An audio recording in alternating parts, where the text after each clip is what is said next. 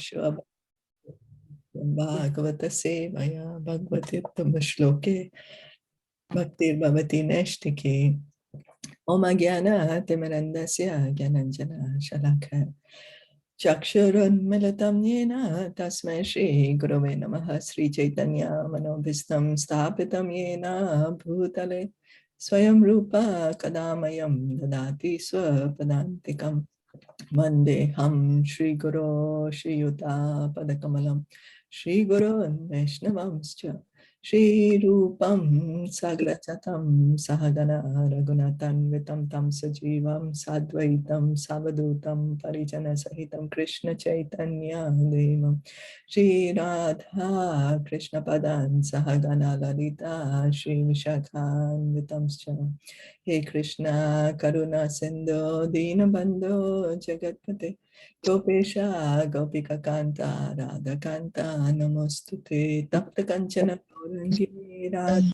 Radhe Krishna Vaneshwari Vishnanu Sute Devi Paramamini Hari Priya Nama Om Vishnu Padaya Krishna Prishtaya Bhutale Shmate Bhakti Vedanta Swamin Iti Namine Namaste Saraswati Deve Gauravani Pricharine Nirviseshasha Shunyavadi Paschatya Deshatarine Vanchakalpa Tarubhyascha Kripa Sindhu Evacha Patitanam Pavanebhyo Vaishnavebhyo Namo Namaha Jai Sri Krishna Chaitanya Prabhu Nityananda Shri Advaita Gadadhara Shri Vasadi Gaura Bhakta Vrinda Hare Krishna Hare Krishna Krishna Krishna Hare Hare Hare Hare Hare Ram Hare Rama Rama Rama Hare Hare.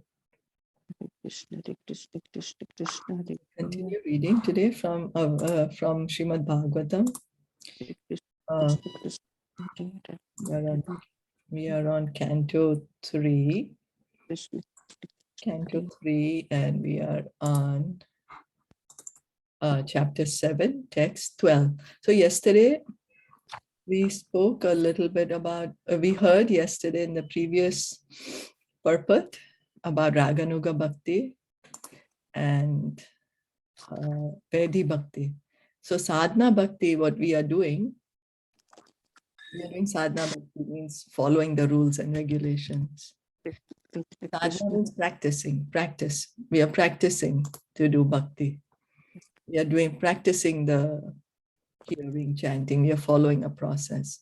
So this sadhana bhakti is divided into two.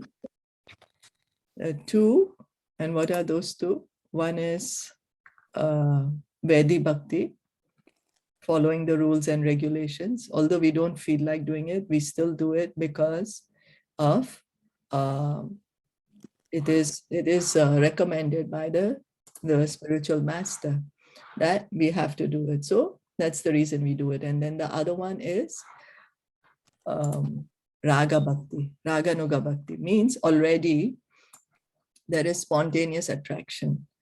It's very spontaneous. Nobody has to force us to do it. And there is a deep attraction for to follow in the footsteps of one of the residents of Vrindavan.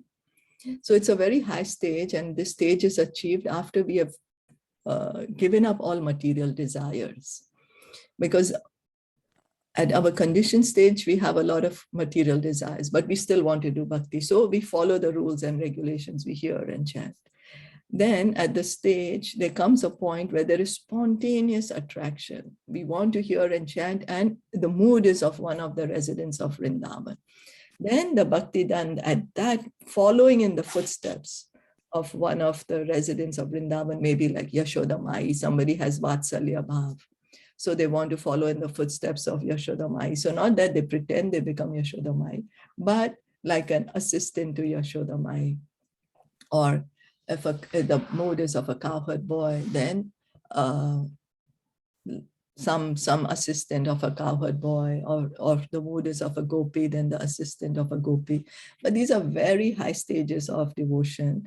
And we have seen that some people prematurely think that they have reached this stage of Raganuga Bhakti. Then what happens is then they start saying, oh yes, I'm already in my relationship with Krishna.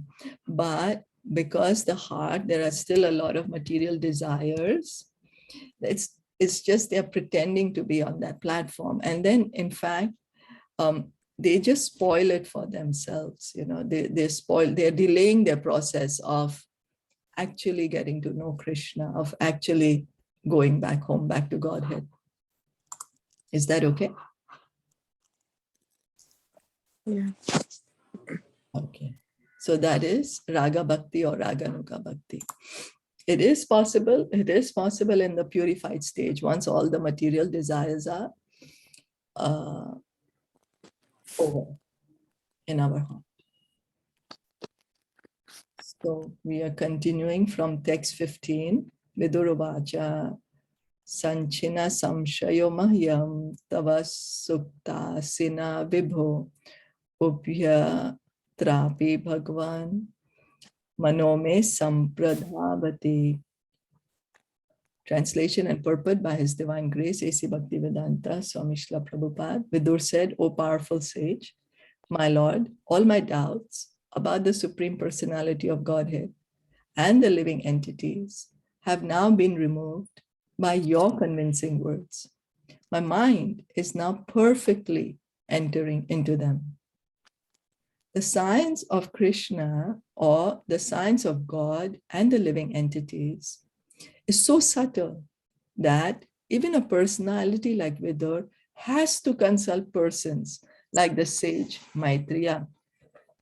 Doubts about the eternal relationship of the Lord and the living entity are created by mental speculators in different ways. But the conclusive fact is that the relationship of God and the living entity is one of the predominator and the predominator. The Lord is the eternal predominator, and the living entities are eternally predominated. Real knowledge of this relationship entails reviving the lost consciousness to this standard, and the process for such revival is devotional service to the Lord. By clearly understanding from authorities like the sage Maitreya, one can become situated in real knowledge, and the disturbed mind can thus be fixed on the progressive path. So each of us needs a spiritual master. Although Vidur is such a pure devotee of Krishna, he also approached Maitreya Muni, accepted Maitreya Muni as his spiritual master. And then what is the, when we approach the spiritual master, what do? We put questions to them in a submissive way, in a service attitude, genuine questions, not in a challenging way, but in a sincere way, so that the doubts can be cleared. And then the spiritual master is the one who knows the science of Krishna. He knows the science of God. He knows the relationship between the living entities and God. And so he can clear our doubts by giving us this knowledge. And then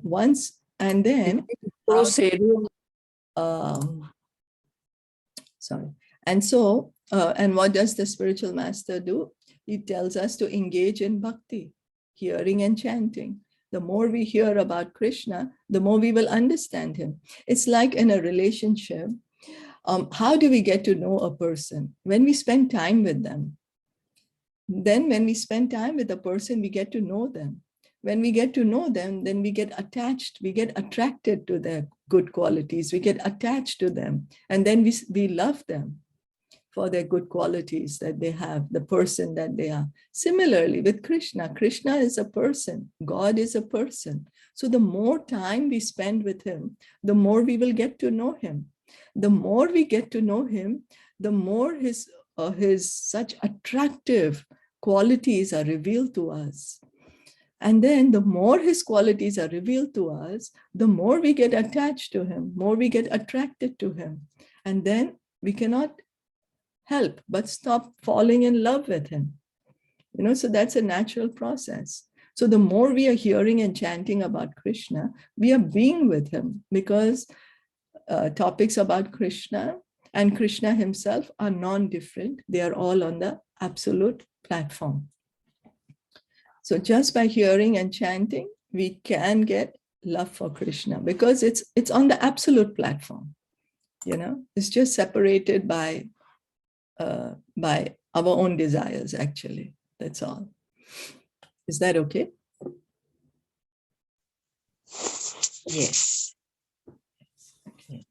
So reading on, text 60. Sadva etad vyaratam vidvan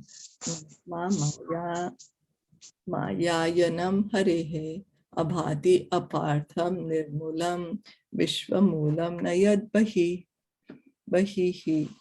O learned sage, your explanations are very good, as they should be. Disturbances to the conditioned soul have no other basis than the movement of the external energy of the Lord. So Vidur is saying that the soul, because we are all pure souls, but now we have become conditioned. Conditioned by what? Conditioned by the three modes of material nature. Conditioned by what? Conditioned that thinking we are the body.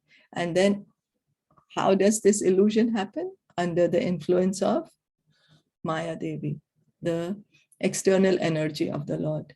But she's not to blame. She's doing her service. It's just because of our desire. It's just our desire.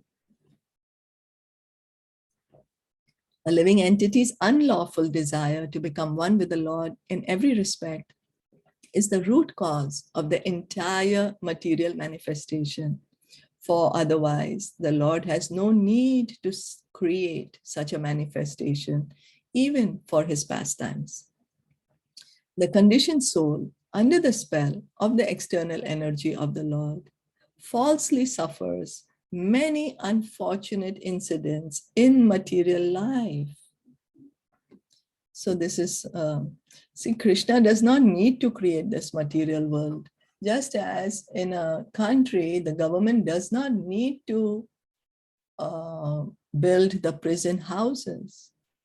But such a facility is required because there are certain people who don't like to follow the laws.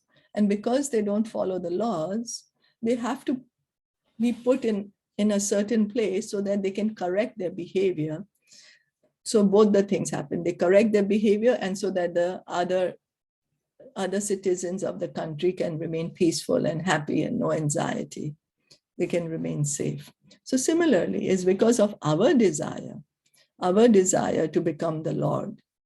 That's the reason Krishna created this material world.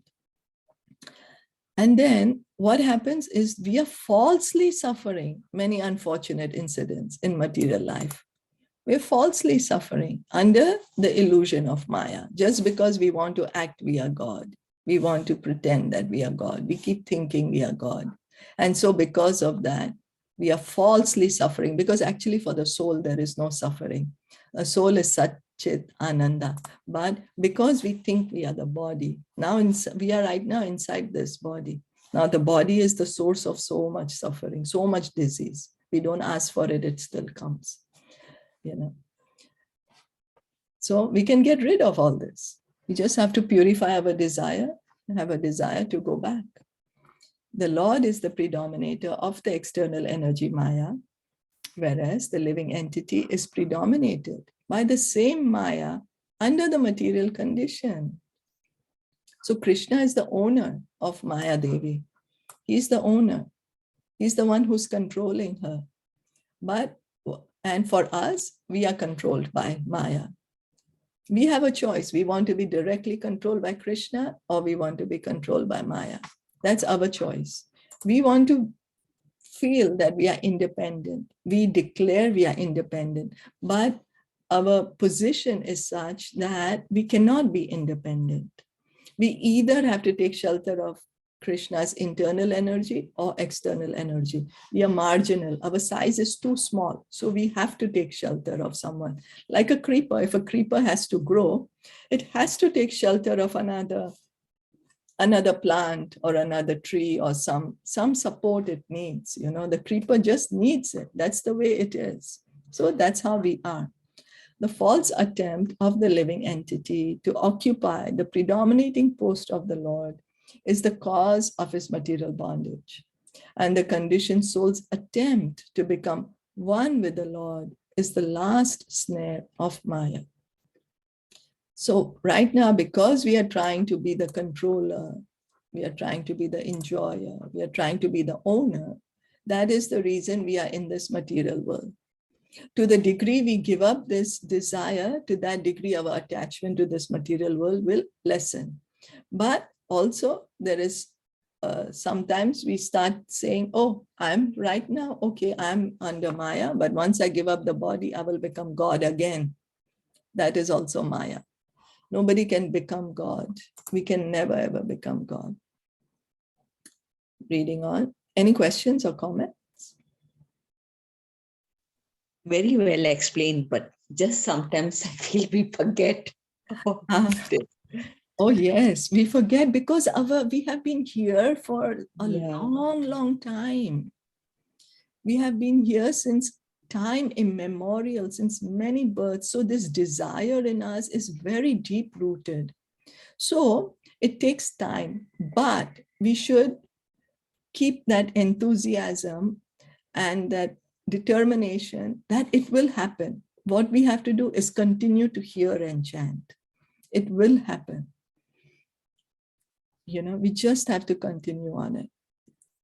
Be in the process. Yeah.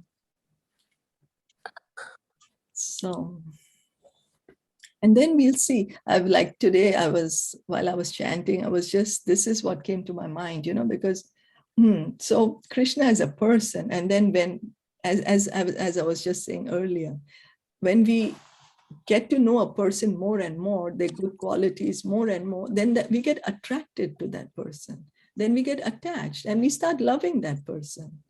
You know, the more we get to know a person's good qualities, the more we will love them. Similarly, the more we hear about Krishna, means we are being with him, we are getting to know him, we are getting attracted to his wonderful qualities that he has. Then more and more we will be attached to him. It's our natural position. So it will happen.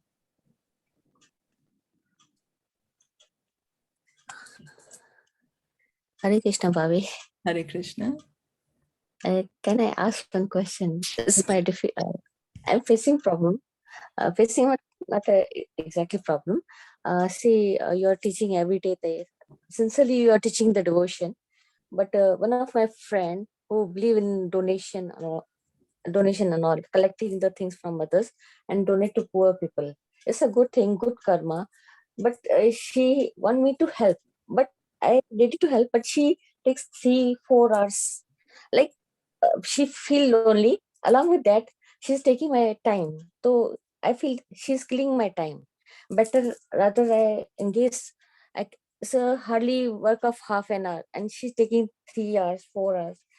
So how to save my time? Because for me, it's a more rather than money, time is more valuable because I can devote to Lord Krishna, and I got so much benefit also. So how to protect myself? Whether I'm wrong or right, can you guide me? No, you're very right. It's a sign of intelligence. It is a sign of your intelligence that you're realizing that your time is more important than money. Chanakya Pandit, Prabhupada used to always quote this of Chanakya Pandit, that not even a moment of time we can buy with even millions of dollars. So it's a very great sign of intelligence, and you're right to think that you do not want to waste your time. So you can be very, very polite way and very honest way. You can say that I can spend half an hour with you because I have other commitments. In a very nice, humble, respectful manner. You can tell that I can be with you from this to this time because I have other commitments after this time. Is that okay? Oh, very fantastic. Very nice, very nice. Yeah. Okay. I don't want it to hurt her. Yes. At the same time, I want to take my path in it. So Yes. this is the right solution. Yeah. Yes. Thank you. Yeah, we don't have to hurt anyone. We need to respect everyone and Yeah. and be Yeah. honest, you know. Yeah. in a humble Yeah, manner. Yeah, I think everyone has their priorities. So Yeah. you tell us, yeah, what are your priorities? Yeah, so we can just say, I can devote this much time with you because I have another commitment, and that's all. Yeah. Yeah. Okay, Yeah. thank you. So, Thank you. okay, we can read the next verse. Text 17. Yascha muddhatamom loke yascha buddhe param gataha tav ubhau sukham edhete klishyati antarito janaha. Both the lowest of fools and he who is transcendental to all intelligence enjoy happiness, whereas persons between them suffer the material pangs. Now, both the lowest of fools and he who is transcendental to all intelligence enjoy happiness. Means somebody, so how can we be happy in this material world, whereas persons between them suffer material pangs? So either we are a fool, a lowest of fool, means totally in ignorance. Only then we can enjoy, or one who is on the liberated platform. Then he is happy. Middle, everyone is suffering. Do you see that? So majority of the world is in there. Only, okay, gross ignorance that they really don't know what is what they are doing, and so they think, okay, this is happiness. Otherwise, one who's liberated from this material world, jivan mukta, even though they are in the material world, they are beyond the modes. So the lowest of fools do not understand material miseries. They pass their lives merrily and do not inquire into the miseries of life.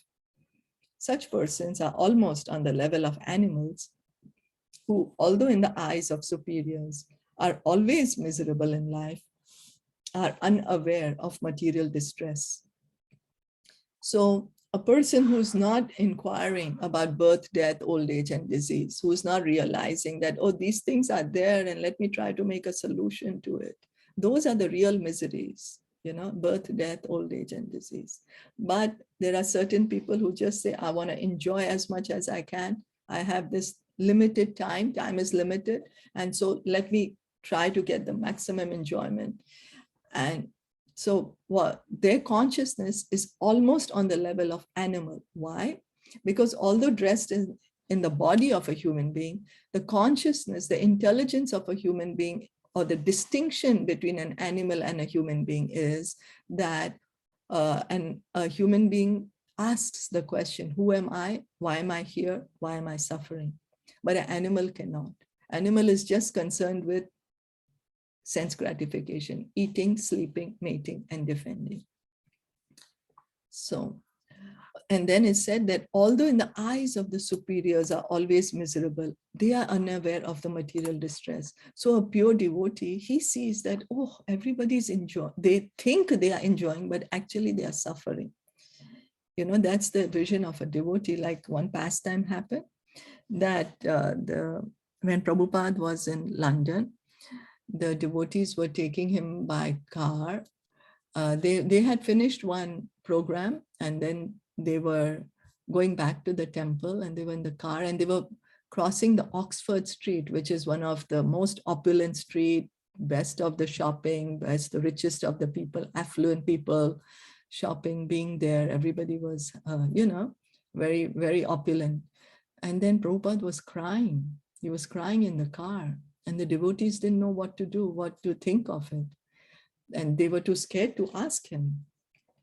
And whereas the devotee who's saying this pastime, he was saying, in my mind, I'm saying, oh, wow, look at these people. They're so rich. They're enjoying so much. They're having such a good time. So anyway, they reached the temple and Prabhupada was still in a very grave mood. And somehow or the other, they mustered some courage to ask him, Prabhupada, what happened? Did we do something wrong with the program? Was it the prasad was not proper? Did we not organize it well? Were you so upset with us that you were crying? Prabhupada said, no, didn't you see the people over there when we were passing by? They don't even know that they are suffering. And Prabhupada started crying again. He's saying, I'm crying for them, that they don't even know they are suffering. So that's the compassion of a pure devotee.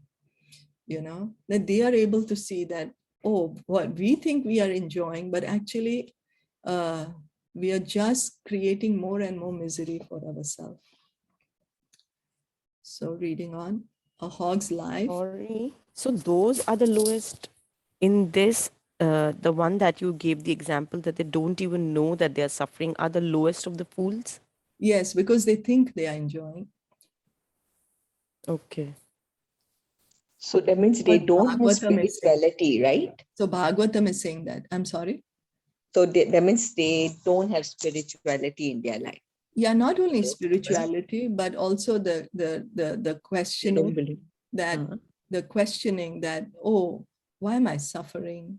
What's happening? Trying to understand life and just thinking that, okay, I have this body, let me enjoy it as much as I can. Let me enjoy this body in the limited time that I have been given.